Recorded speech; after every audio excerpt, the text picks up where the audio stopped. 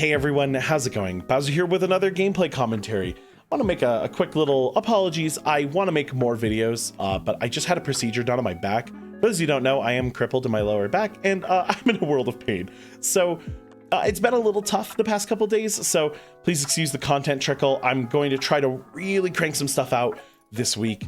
I have another pug healing guide on the way as well, and one shortly followed after that, so pretty excited about those. I get to talk about damage finally. That's, I think, two guides out right now, so you guys get to hear my exciting thoughts on that later. But yeah, welcome to Shadowmoon 20. This is the first 20 I've cleared. I admittedly wish I've been running more keys lately. Again, my sleep being like upside down and whatnot's made it a little tricky, but Shadowmoon's a fun key. I love a gimme key, right? Like every season there seems to be like 1, 2, maybe 3 dungeons that are easier than the rest, maybe on a particular week.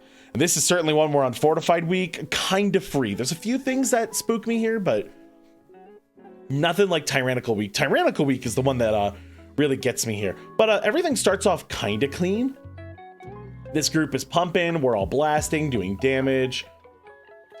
It's nothing to write home about. This is kind of an easy key. What ends up happening to, I think Koryuor dies here, but I can't tell you why. But they don't die there. Did the spirits just auto? Yeah, I'm pretty sure that's what happened.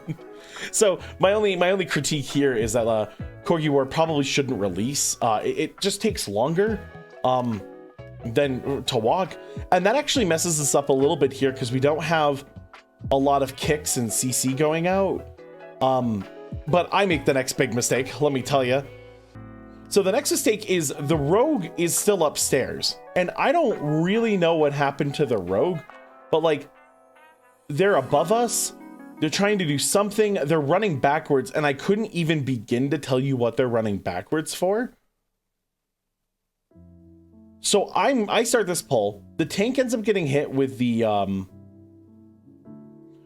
debuff. I don't dispel them, but the reason I'm not dispelling them is that I'm trying to run backwards to find the dying rogue, because I figure that the tank will be fine for a moment. But no, I end up just getting lost in the sauce, and I end up letting the tank die. The rogue is nowhere to be found, and they're just dying. And we talk it out, but the short version is I'm not sure what happened. I will never know what happened.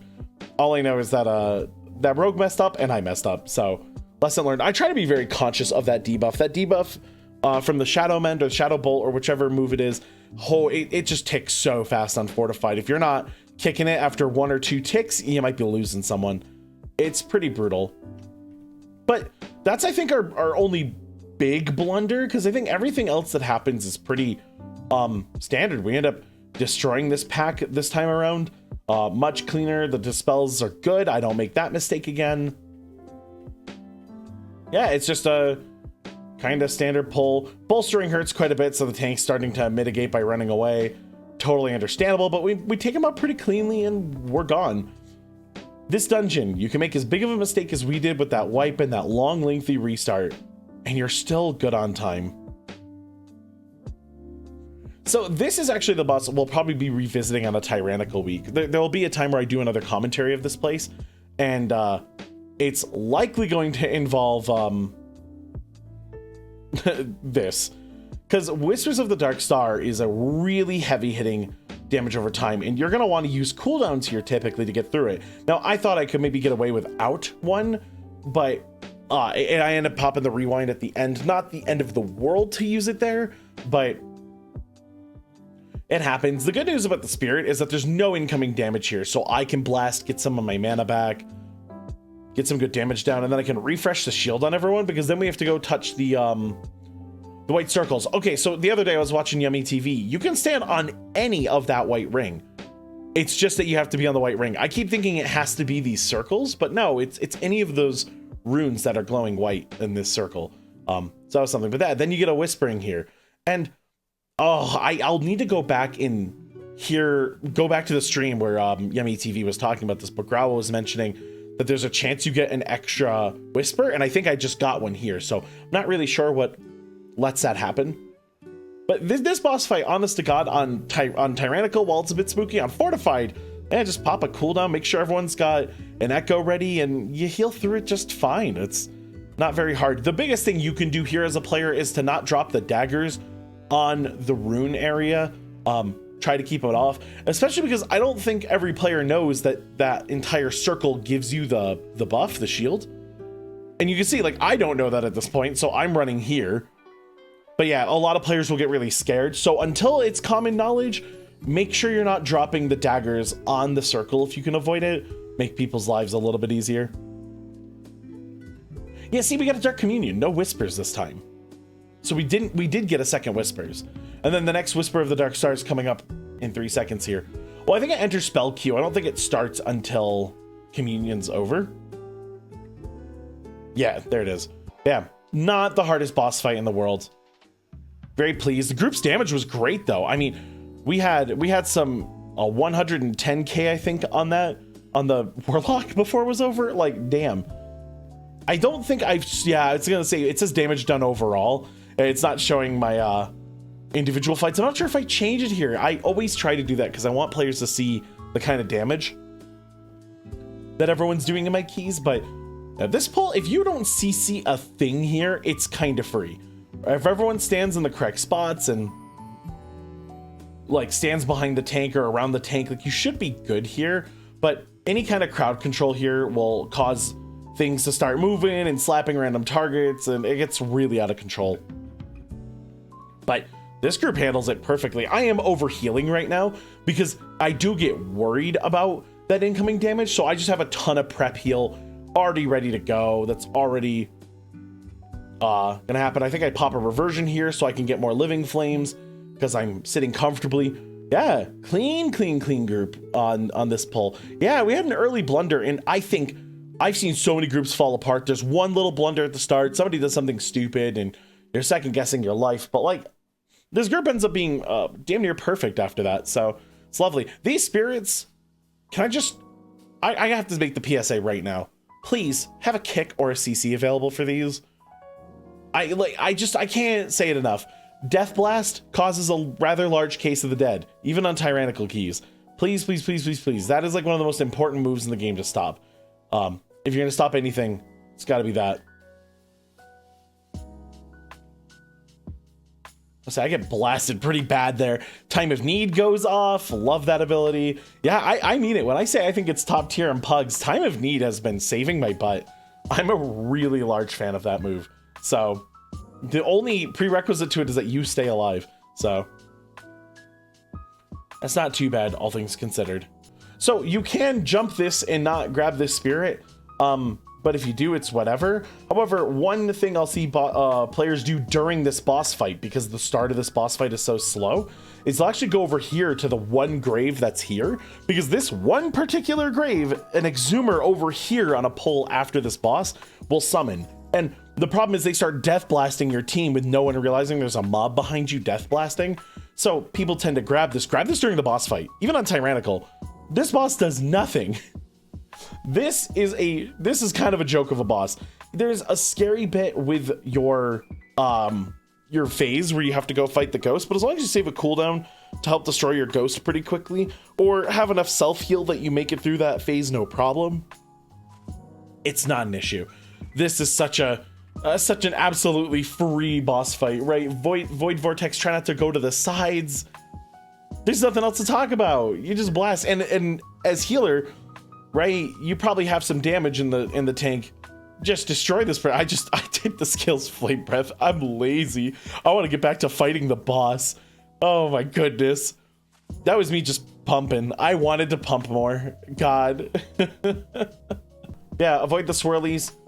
Yeah, that scared me a little bit. We ended up grabbing spirits, and then this happens, and I'm pretty sure you can't get targeted by them when you're down here, but I was so worried someone was gonna get soul blasted while here. And I think they despawn, which is nice. But yeah, then we go over here and grab that one. Yes, I'm like checking behind me like there's a ghost or something. I guess they are ghosts, but this is another pack. Just don't CC anything. Things get CC'd here, which makes this a little spooky, and I want to say some of us die, but thankfully, as bad as this pull can go, you all respawn right here. So if somebody has to die, like, they just hit release and walk back in. Probably one of the best places to get your butt kicked in a dungeon, because you can just come back and keep fighting. Yeah, not a whole lot happens here. Do I die? No, I don't think I do die. I sometimes get my dungeons confused. I had a really tragic death in one. Nope, it's not this dungeon. Must have been a different run. Okay, find the spiders. You gotta stop necrotic burst. That is the move. That is the move that'll wipe your party. It'll force a cooldown out of you. It is so scary. And there's 2 of them on the next pull. So like, just keep your stuff hovered on spider. It's make sure you don't overlap, right? As a healer, right? We have a 40-second cooldown on our kick. I reckon the best way to use it here is to have players kick first, and when you see it hit about 75% of the way cast, that's when you use your kick. Give players a chance to stop it on their own. I don't think I can save this. Do I save this? No, I don't think I can. I think I try. Yeah. I'm not sure what I could have done there without using a bigger cooldown. They ended up getting 3 stacks of the disease, just not enough interrupts. And we probably should have had enough interrupts because there's a bunch of melee interrupts. So, and I think mine might have been back up, so maybe I could have stopped one there as well. Okay, so I use Omni CD, and Omni CD has an interrupt tracker. This is particularly godlike, but it's turned me into someone who's toxic. I was in a dungeon the other day where a Windwalker didn't have a kick, and I lost my mind. I just couldn't believe that there's a melee DPS with a 15-second kick who didn't take it for what? Damage? I was gonna scream. So, don't be toxic. However, people should be taking their kicks. Yeah, and that's the really spooky one there. 2 spiders. I always try to target the one that my tank isn't targeting. And I just sort of see which one they engage on first, and then I try to click another one. There's only one other pull though in this dungeon that makes me nervous. So yeah, one of them goes off, and just one of them was such an insane amount of damage. I'm gonna rewind that for you guys because I use rewind, but look at how much damage we're taking from that tick. Move goes off, and just watch that 68,000 a tick, 69,000 a tick. Lord, yeah, you will watch the entire party die if you're not careful. If everyone pops a personal though, they'll make it through it. It's just, I don't know what it is about DPS players. I feel like the highest quality DPS players I find aren't the ones doing like maddening amounts of damage. It's the ones that know when to press their defensives. DPS that don't die. Those are my favorites. When they just know what they're doing. Granted, I did talk about it in the last video. There's so much damage right now in this game. Right, or rather there's such a need for damage. Things get tough. These bats can get a little out of control. I end up experiencing that a little bit here. I do have tail swipe up. Do I use it here? Yes. Let's go, me.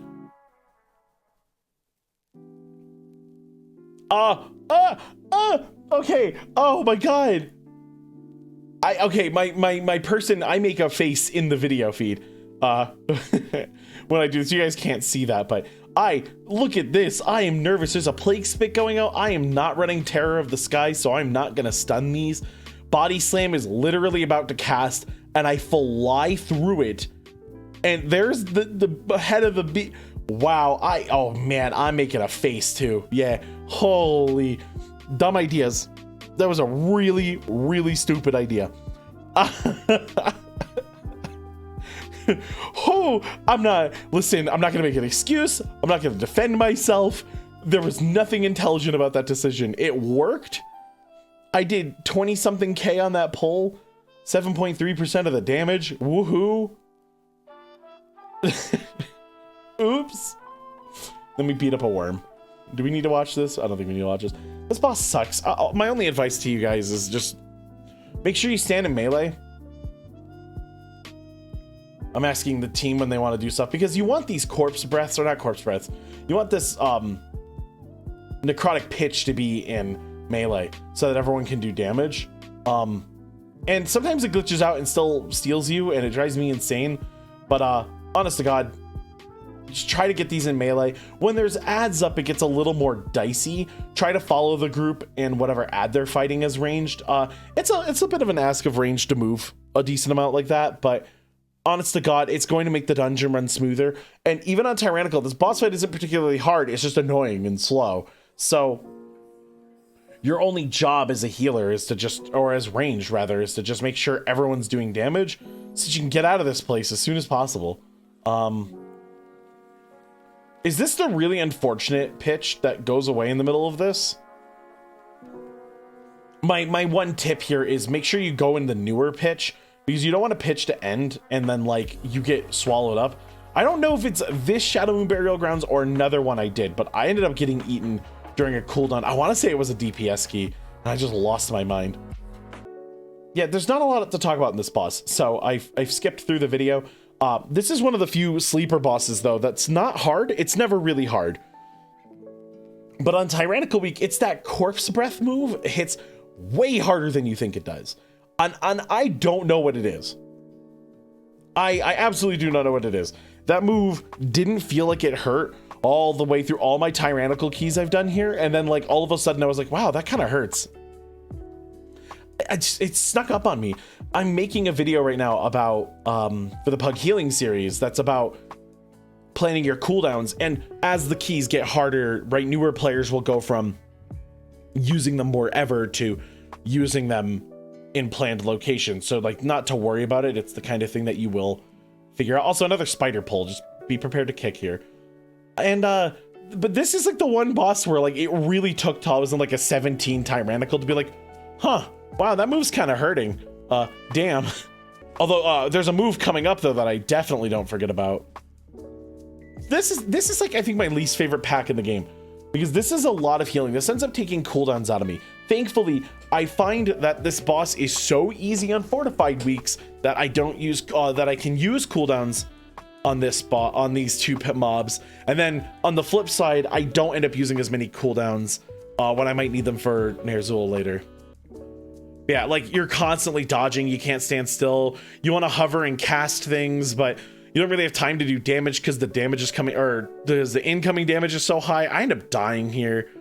Oh, I just hate this place. But we have 11 minutes on the clock. Like I remember being annoyed that I died there. Like such a silly death. I'm usually good about dodging this stuff. We have 11 minutes left in this 20, and we've made mistakes, like a couple of nasty ones, and it's this fine. I think, does someone die here? Oh, I don't remember. I don't think so. No. Okay, good. Yay for us. All right, Ner'zhul. Let's talk about Ner'zhul. This boss fight isn't super hard on Fortified Weeks. You still have to respect the mechanics, but it's Tyrannical Week that things suck. So I'm actually going to talk about Tyrannical Week while we watch me do this on Fortified. So Malevolence, there's this purple explosive sentinel beam thing to the right of the screen right now. It does proximity damage, if you didn't know. So that means the closer you are to it, the more damage you do. So try to get away from it. It falls off pretty hard with some distance. And this is the one fight where, as a preservation evoker, you're not going to tell people to move in. You're going to suffer, actually, because it is not worth it at all to stay stacked with ranged for the sake of healing when Malevolence could be dropping. So you stay kind of spread, whoever's baiting it or gets chosen for it. Hopefully one player is taking a massive amount of damage at once, and then you can easily heal up one player with like an Echo Reversion, get them out of there, put them back to full health before the next Malevolence. Thankfully, we had a Malevolence go off in Narnia. I'm not sure if the Warlock meant it or not, but they did a really great job baiting it. But now they're doing a thing I hate. They're standing between both the procs damages. They need to move in right now, or continue to run across the arena, like kind of towards their portal. That would have really helped here, but instead they're going to take another one to the face here. That's going to get them incredibly low, and they use the warp to jump out, which is smart, but making me a little nervous that they didn't move more beforehand. Maybe they wanted damage. Maybe they had a lock rock up and they had a shield and they were prepared to take all that damage, but to me that made me really, it was really uncomfortable.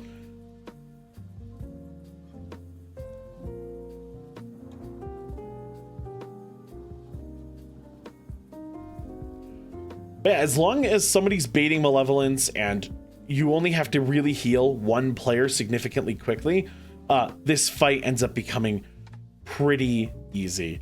I ultimately don't mind this fight now that I know how Malevolence works, but if you have like two range players that stack, it can get unhealable really quickly. Like if they're not using defensives and quickly disengaging and running away or warping or whatever they have in the tank, it's bad. And I would say this Warlock, in retrospect, is doing a good job. I remember them making me nervous, but I'm watching them now. I honestly think they did a really good job. And yeah, I know I skipped a decent amount there, but there's my 20 Ner'zhul clear. Ner'zhul clear, Shadowmoon Burial Ground clear. This is an easy dungeon. Let's not mince words. We made some pretty big mistakes, some pretty annoying deaths, but this place is pretty forgiving and lets you get away with it. But honestly, we take those. It's nice to have some easy dungeons. I learned what I did wrong here. But ultimately, we played clean for the most part. The overall damage is insanely high if you look down there in the bottom right.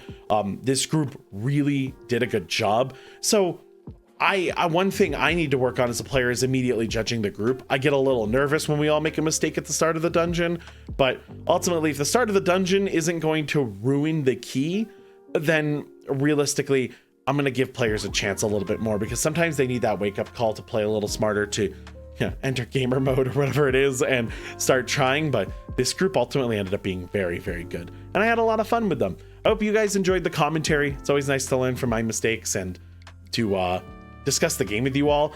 I have pug guides coming and more, so I will see you all in the next one. Take care, friends.